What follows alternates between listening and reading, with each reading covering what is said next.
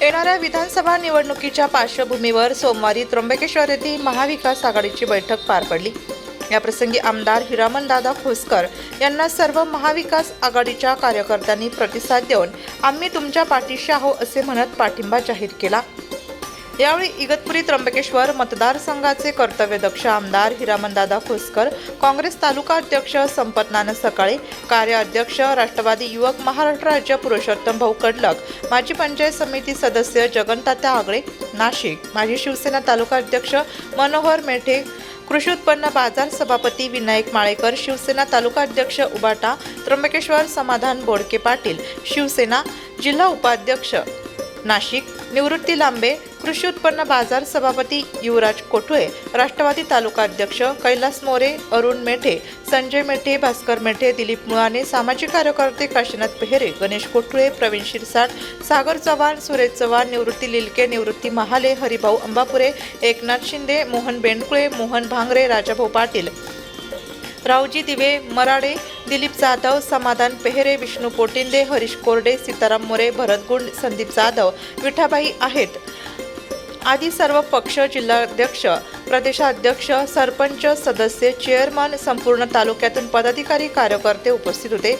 आमदार हिरामनदादा खोसकर यांचे गेल्या 5 वर्षापासूनचे काम बघता यंदाच्या निवडणुकीत हिरामनदादा खोसकर हेच उमेदवार असावेत यासाठी आग्रह धरणार असल्याचं काँग्रेसचे तालुका अध्यक्ष संपत नाना सकाळे आज होऊ घातलेल्या विधानसभेच्या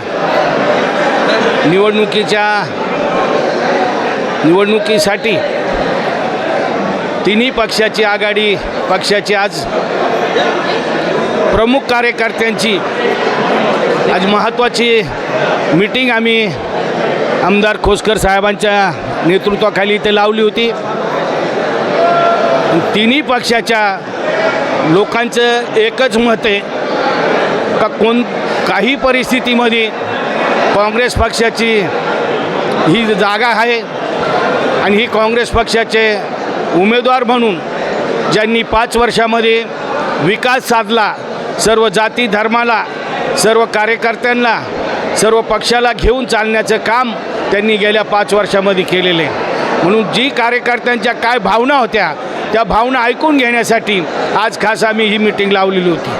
कार्यकर्त्यांचा विचार करून पुढील मार्ग मोकळा होईल अशी आम्हाला अपेक्षा होती, पण कार्यकर्त्यांनी सर्व गोष्टींचं अवलंबन करून त्यांची इच्छा आहे का खोसकर दादांना आपल्याला 100% काँग्रेसबरोबरच राहायचं आहे। कदाचित काँग्रेसने काही धोकाबाजी केली तर आपल्याला काय विचार करायचा पुढच्या मीटिंगमध्ये तो विचार केला जाईल।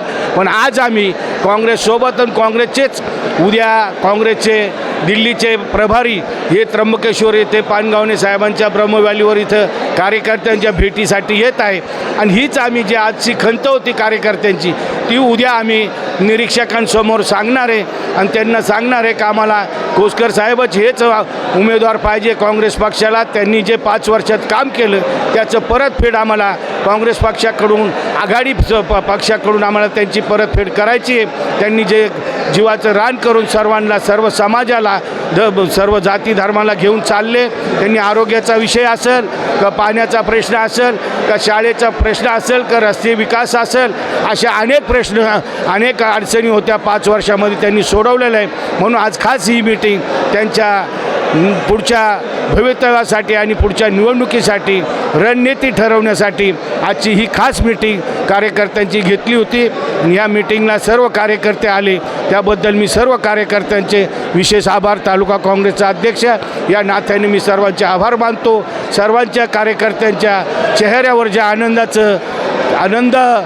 त्यांच्या चेहऱ्यावर जो आनंद पसरला त्याच्या आनंदाची शेवटची इच्छा जी असेल ती काँग्रेस पक्षाचं तिकीट मिळण्यासाठी सर्व आम्ही प्रयत्न करू आणि खोसकर दादांना काँग्रेसचं तिकीट मिळवून देऊ एवढीच या क्षणी बोलतो आणि थांबतो। अशी आली होती का काँग्रेसकडे उमेदवार खरोखर नव्हता, कारण गावीताई आपण 10 वर्षापूर्वी आम्ही सर्वांनी आपण निवडून दिलं त्यांना, त्यांचं स्वतःचं मतदान आपल्या मतदारसंघात नसताना आपण एवढं काँग्रेसवर प्रयत्न केलं का आपण 2 वेळेस स्वतःचं मतदान नसताना त्यांना निवडून दिलं, पण त्यांनी अचानक आपल्या पक्षाला सोडचिठ्ठी देऊन दुसऱ्या पक्षात प्रवेश केला कारण मी त्यांना त्यांच्याशी वादही घातला तर ते म्हणणार नुसतं आमदार राहून आपल्याला काय उपयोग करणार नाही, तर आपल्याला मंत्री झालं पाहिजे, हे झालं पाहिजे, ते झालं. म्हणजे काय ठीक आहे, तुम्ही जाऊ शकता, पण मी काँग्रेस पक्ष सोडणार नाही.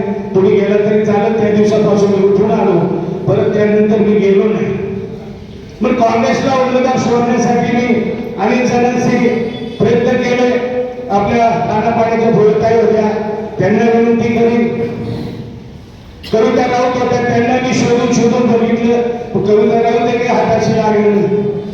हिरामनदादा खोसकरांच्या मागे लागले होते. सकाळी माझ्याकडे तर दुपारी तिकडे शिवसेनेच्या उमेदवारीकडे तिकडे बघून आणि त्यांना एक डाव रचला होता.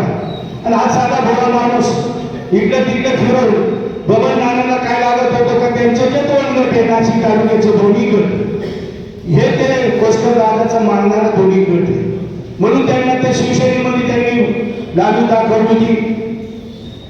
मग राहिले आपले विनायकजी मानेकर यांच्या मागे लागलो. यांना बीजेपीची मोठी ऑफर होती 4 कोटीची, ते त्यांच्या मागे लागले. इकडे या पक्षाकडे येईल कोण? काँग्रेसची परिस्थिती अशी येतोय कोण? विनायक मानेकर आणि दादा. माझी आईची तब्येत बरी नव्हती, मी घरी होतो. हे दोघे मला घ्यायला आले रेस्ट हाऊसला. मार्केट कमिटी सभापती व जिल्हा परिषद सदस्य विनायकजी मानेकर, मार्केट कमिटी नागरिकता सभापती. आम्ही तर प्रामाणिक आहे, तुम्हीच आम्हाला सांगितलं. त्याच्यामुळे आम्ही कायम या महाविकास आघाडीशी एकनिष्ठेने काम करू.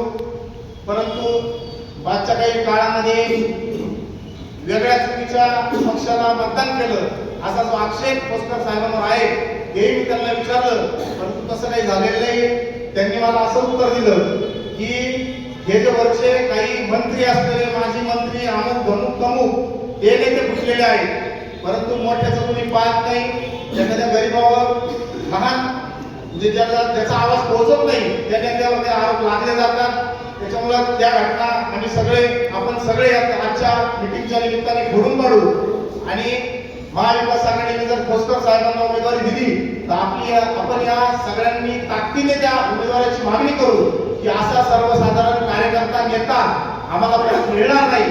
त्याच्यामुळे तोच उमेदवार आमचा महाविकास आघाडीचा असेल ही मागणी आज या ठरावाच्या माध्यमातून आपण करू. आणि महाविकास आघाडीला जो कोणी उमेदवार देईल, कोणी असं म्हणतो खोसकर साहेबांसाठी तर आपण 90% प्रयत्नशील राहणार, 99% आपण त्यांनाच उमेदवारी मागू, सगळ्या नेत्यांच्या गळ्यात पडू.